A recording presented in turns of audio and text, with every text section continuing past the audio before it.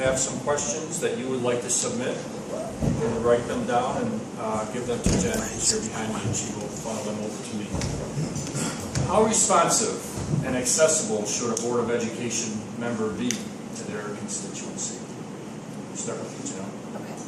I think we've kind of both addressed this a lot already, but to roll on with that, I would say very, for a one-word answer. I think one of the keys that has come up the most is how do you plan to devote your time, or how will you spend your time on Board of Education stuff, for lack of a better word. I think if you decide to step up into a role as important as this, you need to be prepared for the bombardment of questions, emails, people walking down the street that want to ask you something random, that sometimes you'll be able to answer and sometimes you won't.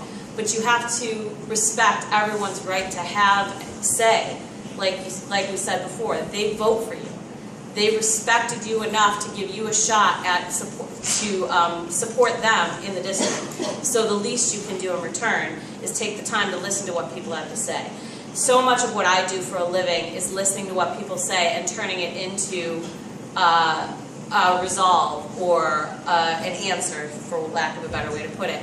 And while as one member of a 7-member board, you won't always be able to give resolve, you can give comfort and let them know that you heard them, you respect what they said, you will work on something, and you will talk to them again. Now, does it have to be formal? Not necessarily. But people want to know that they're heard, that they're listened to, and that you respected them enough to respond in some way, shape, or form. So I do think, as a Board of Education member, you need to be accessible at all times, for all times. Thanks. As far as my position on how accessible a board member should be, look, this isn't my life's work. I'm not going to be doing this 70 hours a week, every week of the year. However, I'm taking the time to run for the school board because I believe I have something to offer and I'm willing to donate my time.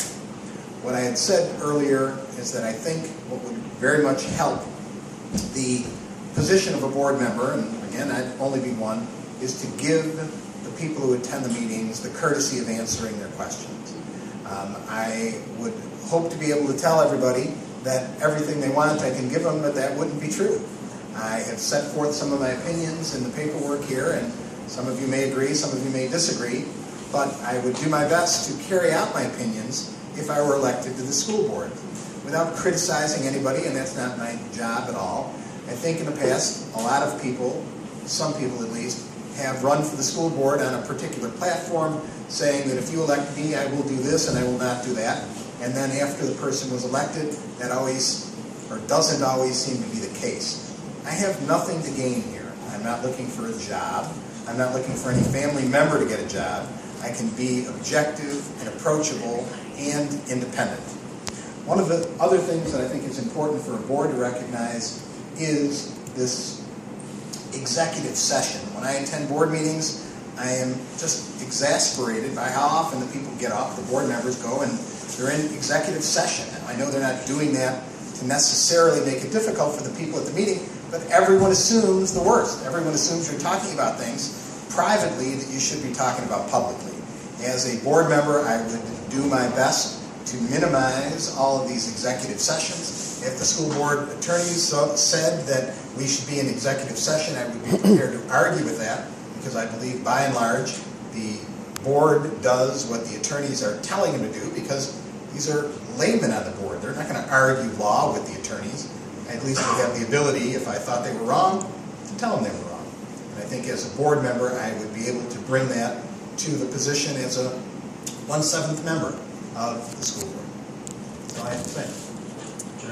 Yeah, part of this question, and I totally skated over it, so I should probably go there since a lot of people know me, know how busy I am. I mean, I'm a working mother of 4. I travel a lot for work. I run 6 individual properties that are all over Buffalo, New York, and other states.